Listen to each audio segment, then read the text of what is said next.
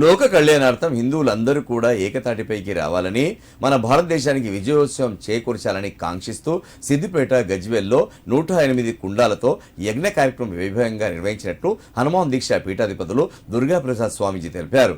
ఇవాళ దుబాకలో విశ్వశాంతిని కాంక్షిస్తూ దీక్షాస్వాముల సమక్షంలో నరసింహాచార్యుల వారు ఈ యజ్ఞం నిర్వహించినట్లు తెలిపారు.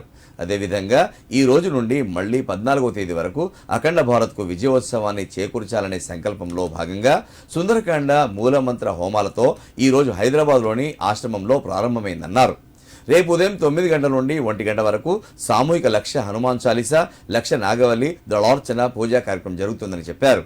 ఇది మన భారతదేశ రక్షణ కోసం ఈ సంకల్పం చేయడం జరిగిందని, ప్రతి గ్రామాన ఇది జరుగుతుందన్నారు. ఈ పూజా కార్యక్రమంలో రాష్ట్రంలో ఉండే హనుమాన్ దీక్షా స్వాములందరూ తప్పకుండా పాల్గొనాలన్నారు.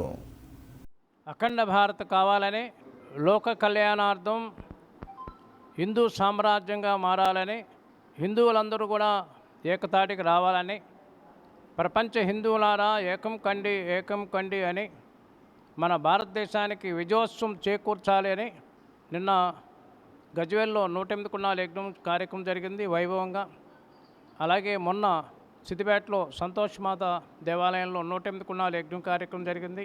అలాగే ఈరోజు దుబాక్లో విశ్వశాంతి కాంక్షిస్తూ దీక్షా స్వాములు సమక్షంలో మన నరసింహాచార్యులు వారు ఈ యొక్క యజ్ఞ కార్యక్రమం నిర్వహించారు.